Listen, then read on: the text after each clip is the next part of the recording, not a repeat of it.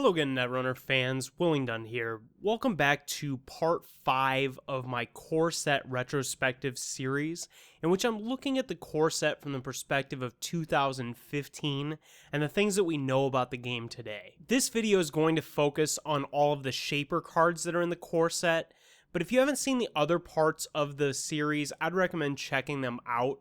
There's going to be some concepts I talked about in those videos that I'm not going to fully repeat here, so it might make more sense to you if you've already seen the rest of the series. We're going to kick it off with the ID that Shaper had in the core set, and that's Kate. I've said elsewhere that the core set IDs on the runner side are definitely some of the better designs, and they've all had a pretty big splash. Kate is certainly no exception to that, and she continues to be one of the best runners in the game, even in 2015. We might argue that she's in some ways a parallel to the HB Engineering the Future ID, which was also in the core set. Both of them essentially give you a credit every turn, and it's possible to get 2 credits on the turn cycle because you can use the ability on your opponent's turn. I would argue Kate is a little better than HB, just because you're lowering the cost rather than gaining a credit. This has the major effect of allowing you to install a card that costs 1 for free, and Shaper has a ton of good 1-costers nowadays. Kate had a really universal and easily used ID power that saved you quite a few credits, easily 5 to 6, throughout the course of a game.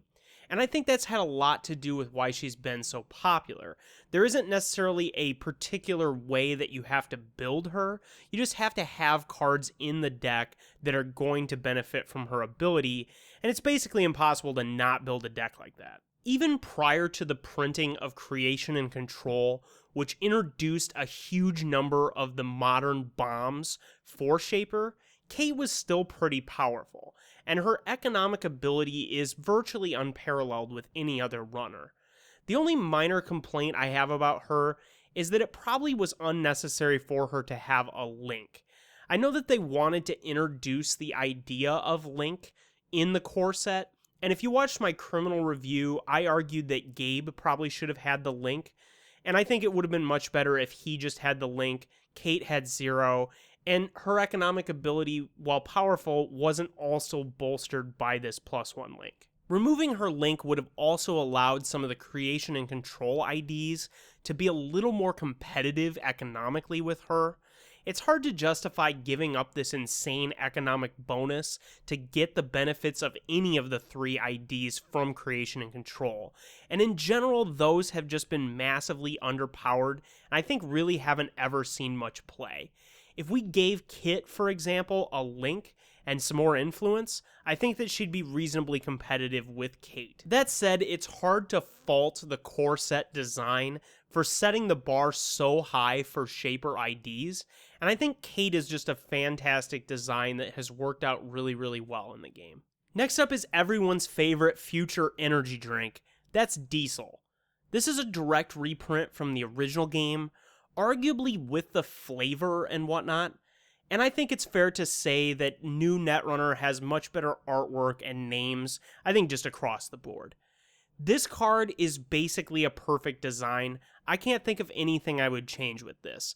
This was such a good way to draw cards in early Netrunner, and I remember a lot of my decks spending influence just to get a few copies of this. Back in the dark days of Anarch, there wasn't really any way to draw cards outside of Wildside, and I remember basically all of my Anarch decks playing this thing.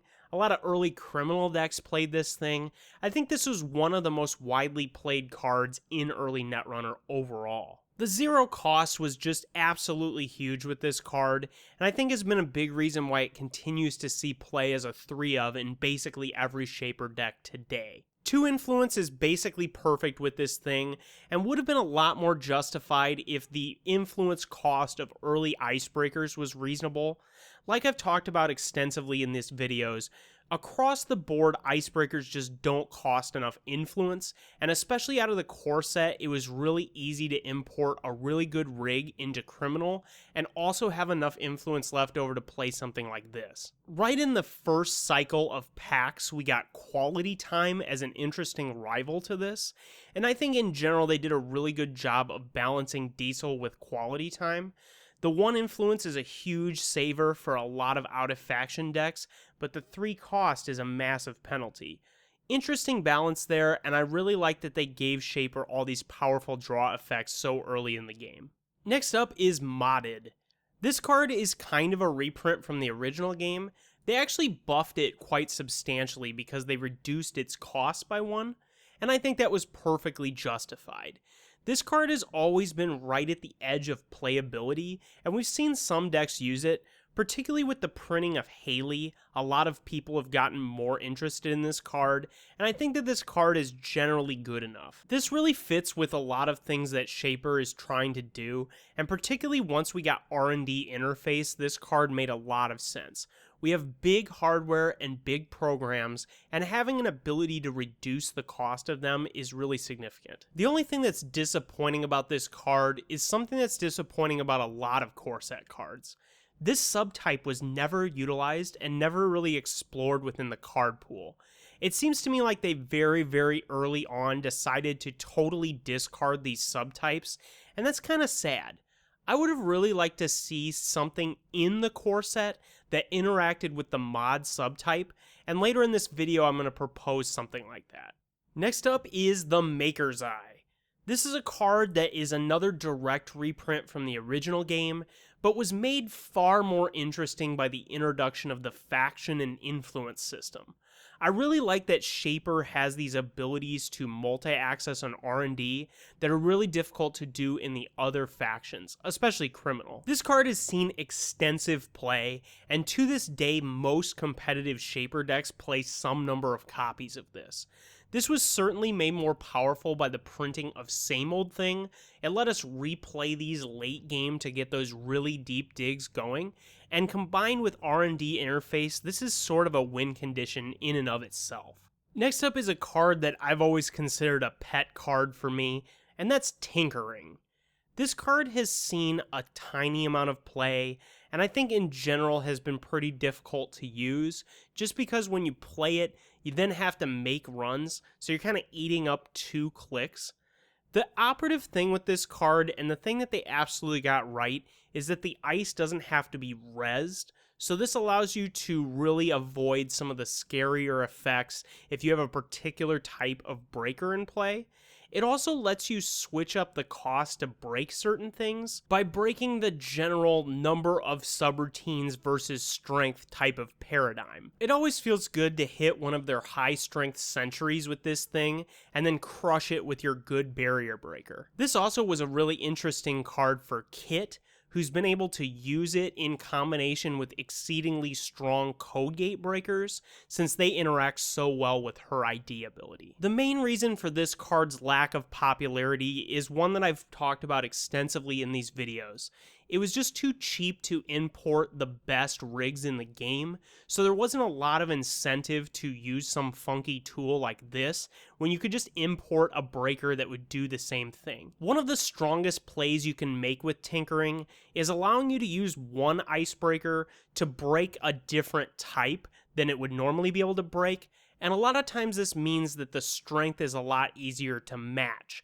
Like if you're using Yoggosaurus in Kit, you can use Tinkering to just crush high-strength sentries and barriers, and that's a pretty cool play. Unfortunately, Data Sucker allowed you to match strength just way easier, and there wasn't a lot of incentive to use something like this in decks that weren't Kit. The huge nail in this card's coffin was the printing of SMC and Clone Chip in Creation and Control, which just allowed you to go get the undercosted Icebreakers and support cards like Parasite and Data Sucker way easier. So there wasn't a whole lot of reason to play a rig that could mess around with Tinkering, and I think that also was a big death knell for Kit as well. Next up is everybody's cheapest and favorite memory chip. That's Akamatsu MemShep.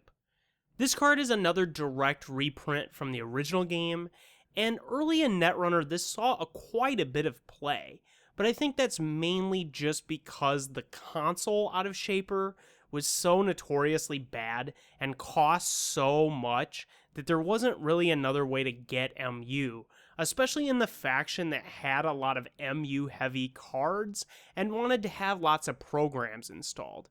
Early in Netrunner we played this card quite a bit. I think it's largely been pushed out by Astrolabe, which is just a kind of straight up superior version of this card if you're not worried about the conflict with another console. Generic sort of vanilla effects like this are perfect candidates for utilization of subtypes. If we would have had an effect in the game that interacted with the chip subtype, this might look like an interesting choice over Astrolabe. I also would have given this maybe another subtype like the mod subtype, just to have it interact with multiple subtype effects. Of course, we don't actually have any of those effects, so this is pretty hypothetical, but I think this is a perfect missed opportunity for using these subtypes to incentivize playing a more generic effect over a specialized one like Astrolabe. Next up is Rabbit Hole. This is a card that I've honestly never had in play, and I'm not sure I've really ever seen very many competitive uses for this. There's a couple reasons for that. First of all, it's really expensive and all it does is give you the link, and in general there's been very, very few incentives to play Link, even to this day. Now I think that's starting to change with the new Cloudbreakers and some of the cards that have been spoiled at the time of this release, but in general, Link has just been very, very weak, especially in early Netrunner. There wasn't a lot of reasons to do this, and pretty much the only context I've seen this card used is with Underworld Contacts as a way to get up to 2 Link. The early Cloudbreakers like Zool, I think were a way that they were trying to make something like Rabbit Hole a little better, but unfortunately those were really underpowered, especially compared to the overpowered rig that I've been talking about in all these videos. This tutoring up additional copies thing was sweet, but unfortunately it was massively wasted since there wasn't really a whole lot to do with Link, especially after you already had 2. If we weren't going to see the introduction of effects that reward you for having a lot of Link, I think it would have been better to make this one of the subtype oriented cards. My idea is that this could have tutored for a chip and been a chip itself. So you would have been able to tutor up multiple copies of Rabbit Hole, but you could also use it to locate things like memory chips, or maybe later on in the modern day, you'd be able to use it to locate the stealth hardware. Next up is the Personal Touch. This is a reprint from the original game, at least in terms of the name and sort of effect, but the original one was just an event that put a counter on the card that gave you +1 strength.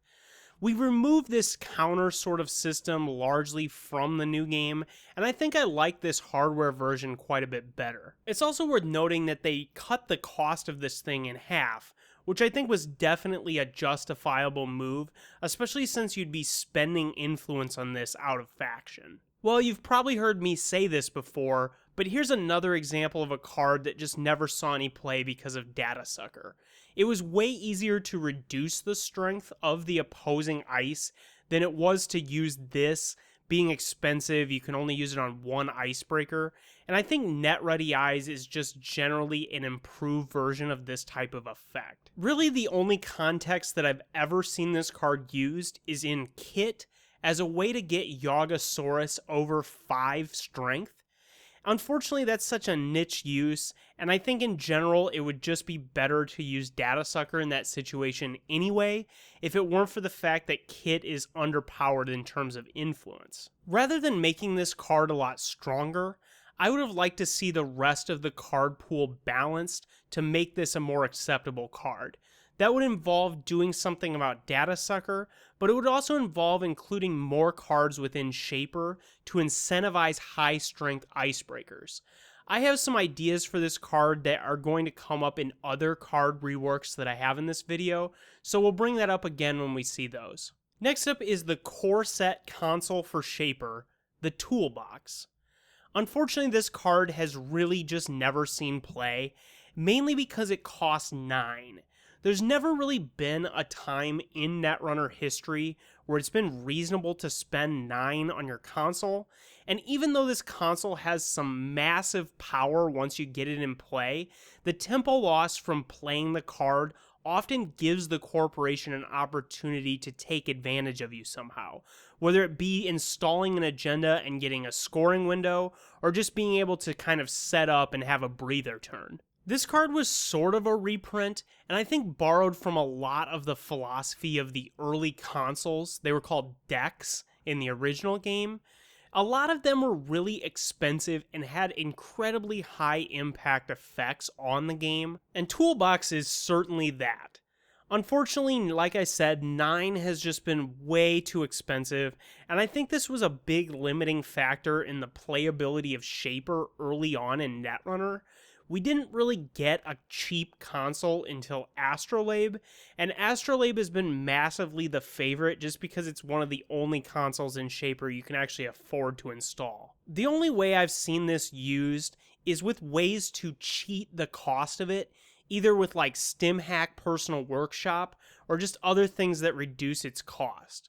I think it would have been interesting if it had some effect like that built into it, and this would have been a perfect candidate for the utilization of subtypes. My idea is that it could cost less if you trashed mod subtype cards from your hand. This would not only make those mod cards a little stronger, but it would give you a way to play this without suffering a massive credit loss. It would also combine pretty well with stuff like Diesel and Quality Time. The designers definitely had the right idea by giving Shaper a really powerful high-end console, but I think they should have also offered a way to play it reasonably without just spending a ton of credits. Next up, we're going to be talking about the Icebreakers that are in the core set. And in general, I think there were a lot of really good and interesting ideas in the Shaper Icebreakers that really just never mattered because of how overpowered the Anarch Breakers were. This was true right out of the core set, but it was massively compounded by the printing of SMC, because then you didn't even have to play multiple copies of these under-influenced cards. The first one we're going to talk about is Battering Ram. I really love this Icebreaker, and it makes me sad that this has generally been a pretty worthless card. The designers absolutely got the disadvantages of this card right. I think it's so cool that it costs 2 MU, and it has this 2 credits to break 2 subroutines thing. Both of those disadvantages are really cool, really interesting, and are the type of thing that I'd like to see more of with Icebreakers. I think Icebreakers are a lot more interesting when they're not as versatile and they require some sort of finagling to get them to work correctly, and Battering Ram is a perfect design in that regard. This was also the first Icebreaker that had the persistent strength thing, and that's a reprinted idea from the original game that I think is a pretty good one. Unfortunately, it largely hasn't mattered, and it especially isn't going to encourage you to play something like Battering Ram over Corroder. Given that this costs so much, and costs 2 MU, this could have just been better. I think they could have taken a cue from this original Netrunner Code Gate Breaker, and instead had the strength persist until the end of the turn. This would incentivize you to make multiple runs and use this. It would also allow you to have some strategic planning involving encountering the large barriers first, so maybe you change the order of your runs. Even with that buff, I don't think that this card would compete with something like a 2-influence Corroder, so I think it could have even been better against the high-end barriers. I would have liked to see it able to break more subroutines if it had a certain amount of strength. This would have incentivized the play of things like Dinosaurus or the Personal Touch, and it would have just made this a little more competitive and justifiable at 5 cost 2 MU. Next up is Gordian Blade. By far, this is the one that's seen the most play out of the Shaper Icebreakers, and generally is just a pretty good design. The only thing I would have changed about this is something I would have changed about all Icebreakers, which is just bumping up its influence.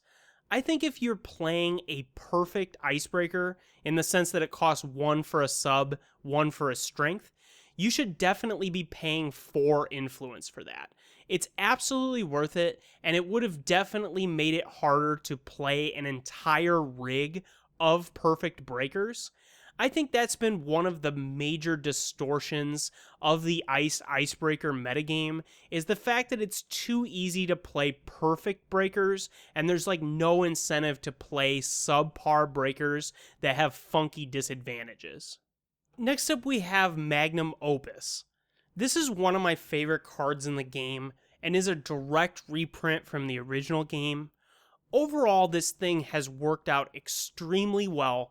It's very, very hard to use, but when you get it in play, it does something that's basically unparalleled with any other card.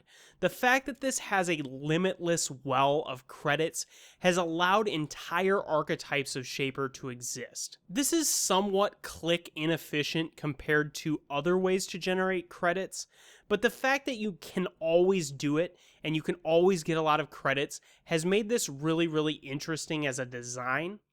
The Corp can't do this anywhere near as easily as the Runner can, and I think that's actually okay. Plus, this card has some obvious disadvantages in that it costs 2 MU and it costs 5 to install.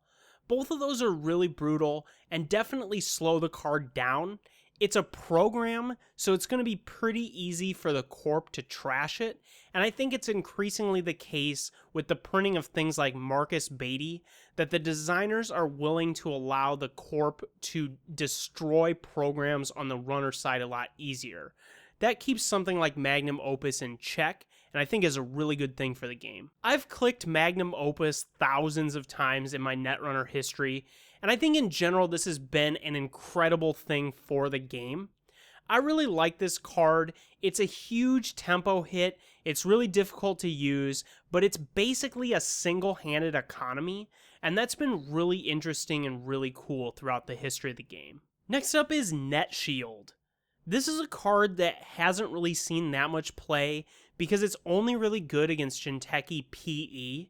I wanted to quickly go through some of the old cards from the original game and compare the power level of those. Notice how much stronger these are versus Net Shield.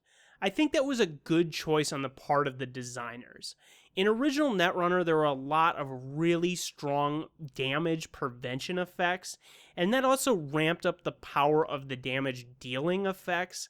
I think it's been a good thing that in general they've reduced the power level on both sides of that, and I think it's made those effects a lot more fair. For a metagame-oriented tool, this card makes a lot of sense out of the core set, especially since PE is also in the core set.